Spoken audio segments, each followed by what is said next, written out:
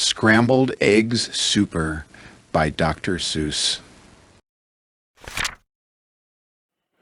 I don't like to brag and I don't like to boast, said Peter T. Hooper.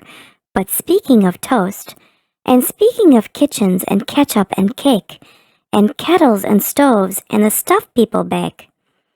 Well, I don't like to brag, but I'm telling you, Liz, that speaking of cooks, I'm the best that there is. Why, only last Tuesday, when Mother was out, I really cooked something worth talking about. You see, I was sitting here resting my legs, and I happened to pick up a couple of eggs, and I sort of got thinking, it's sort of a shame that scrambled eggs always taste the same. And that's because ever since goodness knows when, they've always been made from the eggs of a hen. Just a plain common hen. What a dumb thing to use, with all of the other fine eggs you could choose. And so I decided that just for a change, I'd scramble a new kind of egg on the range. Some fine fancy eggs that no other cook cooks, like the eggs of a ruffle-necked Salma a Gooks. A Salma a Gooks? Say, that should be good. So I went out and found some, as quick as I could. And while I was lugging them back to the house, I happened to notice a drizzle-topped grouse in a tree down the street, and I knew from her looks that her egg and the egg of the Salma a Gooks ought to mix mighty well, ought to taste simply super, when scrambled together by Peter T. Hooper. So I took those eggs home and frizzled them up. And I added some sugar, 2/3 of a cup, and a small pinch of pepper, and also a pound of horseradish sauce that was sitting around, and also some nuts. Then I tasted the stuff, and it tasted quite fine, but not quite fine enough. To make the best scramble that's ever been made, a cook has to hook the best eggs ever laid. So I drove to the country, quite rather far out, and I studied the birds that were flitting about. I looked with great care at the mop-noodled finch. I looked at the beagle-beaked bald-headed crinch.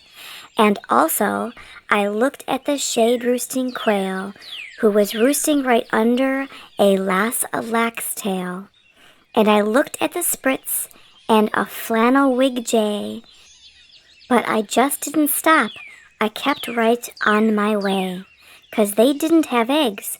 They weren't laying that day. Then suddenly, boy, up that hill a short space, birds, they were laying all over the place. Great happy gay families with uncles and cousins, all laying fine, strictly fresh eggs by the dozens. Why, I'd have a scramble more super than super. Scrambled egg super de duper de booper. Special deluxe a la Peter T. Hooper. I picked out the eggs in a most careful way. I only picked those that I knew were grade A. I only took eggs from the very best fowls. So I didn't take eggs from the twiddler owls, 'cause I knew that the eggs of those fellows who twiddle taste sort of like dust from inside a bass fiddle. I went for the kind that were mellow and sweet, and the world's sweetest eggs are the eggs of the wheat, which is due to those very sweet trout which they eat. And those trout, well, they're sweet, 'cause they only eat wogs. And wogs, after all, are the world's sweetest frogs. And the reason they're sweet is, whenever they lunch, it's always the world's sweetest bees that they munch. And the reason no bees can be sweeter than these, they only eat blossoms of the beezelnut trees. And these beezelnut blossoms are sweeter than sweet, and that's why I nabbed several eggs from the wheat. But I passed up the eggs of a bird called the strudel, who's sort of a stork, but with fur like a poodle. For they say that the eggs of this kind of stork are gooey like glue and they stick to your fork. And the yolks of these eggs, I am told, taste like fleece, while the whites taste like very old bicycle grease. The places I hiked to, the roads that I rambled, to find the best eggs that have ever been scrambled. I hunted new birds along wild tangled trails, through gullies and gulches, down dingles and dales. I wriggled my way and I crawled at a creep, through a forest of ferns that was 40 miles deep, and I mushed through the brush till I found a fine kiwigger, whose eggs are as big as a pinhead, no bigger. Then I went for the eggs of the long-legged quong. Now this quong, well, she's built just a little bit wrong, for her legs are so terribly, terribly long that she has to lay eggs 20 feet in the air, and they drop with a plop to the ground from up there. So unless you can catch 'em before the eggs crash, you haven't got eggs, you've got long-legged hash. Eggs I'd collect 302, but I needed still more, and I suddenly knew that the job was too big for one fellow to do. So I telegraphed north to some friends near Fazole, which is 10 miles or so beyond the North Pole. And they all of them jumped in their kata-maside, which is sort of a boat of sea leopard's hide, which they sailed out to sea to go looking for grice, which is sort of a bird which lays eggs on the ice, which they grabbed with a tool which is known as a squitch, 'cause those eggs are too cold to be touched without which. And while they were sending those eggs, I got word of a bird that does something that it's almost unheard of. It's hard to believe, but this bird is called the pelf. Lays eggs that are 3 times as big as herself. How that pelf ever learned such a difficult trick, I never found out, but I found that egg quick. And I managed to get it down out of the nest and home to the kitchen along with the rest. But I didn't stop then, 'cause I knew of some ducks by the name of the single file Zunzayan Zucks, who stroll single file through the mountains of Zums, quite oddly enough, with their eggs on their thumbs. And some fellows in Zums, who I happen to know, just happened to capture 1,000 or so. And they wrapped up their eggs and they mailed them by air, marked special delivery, handle with care. I needed more helpers, so for assistance, I called up a fellow named Ollie long distance. And Ollie, as soon as he hung up the phone, picked up a small bucket and started alone to climb the steep crags and the jags of Mount Stuku, to fetch me the egg of the Mount Stuko cuckoo. Now these Mount Stuko cuckoos are rather small gals. But these Mount Stuko cuckoos have a lot of big pals. They dived from the skies with wild cracking shrieks, and they jabbed at his legs and they stabbed at his cheeks with their yammering, clamoring, hammering beaks. But Ollie, brave Ollie, he fought his way through, and he sent me that egg as I knew he would do, for my scrambled egg super de Dooper de Booper, special deluxe a la Peter T. Hooper. In the meanwhile, of course, I was keeping real busy, collecting the eggs of a 3-eyelashed tizzy.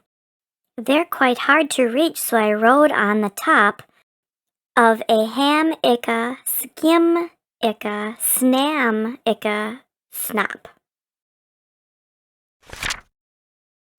Then I found a great flock of southwest-facing cranes, and I guess they've got something that's wrong with their brains, For this kind of crane, when she's guarding her nest, will always stand facing precisely southwest. So to get at those eggs wasn't hard in the least. I came from behind, from precisely northeast. And I captured the egg of the grickly gractus, who lays 'em up high in a prickly cactus. Then I went for some ziffs. They're exactly like zuffs, but the ziffs live on cliffs and the zuffs live on bluffs. And seeing how bluffs are exactly like cliffs, it's mighty hard telling the zuffs from the ziffs. But I know that the egg that I got from the bluffs, if it wasn't a ziffs from the cliffs, was a zuffs. Now I needed the egg of a moth-watching sneth, who's a bird who's so big she scares people to death.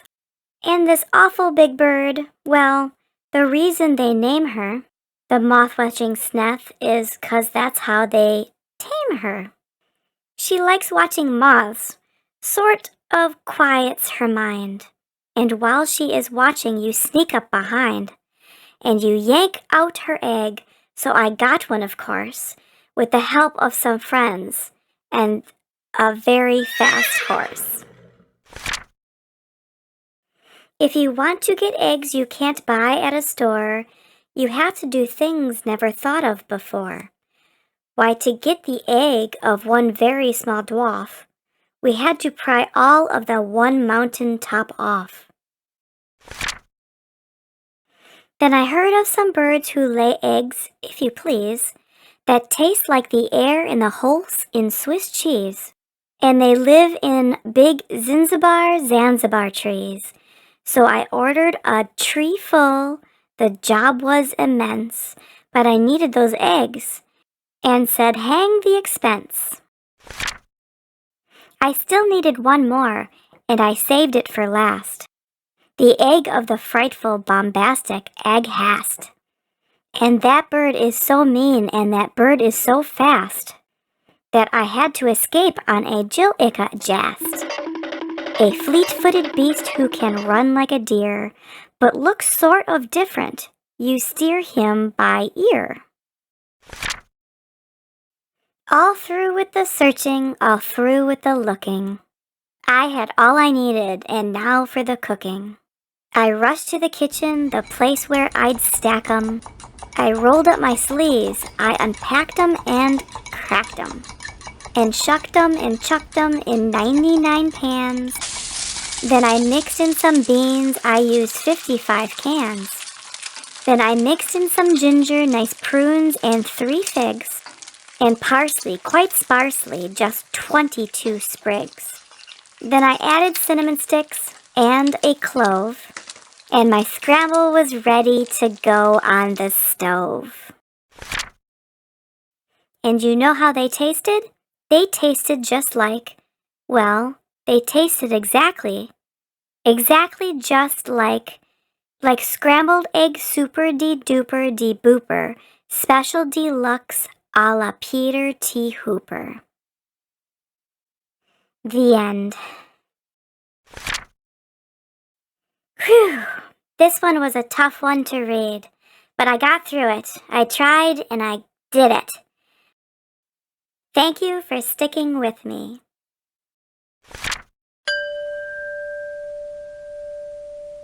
Good night, Cole. Booba loves you.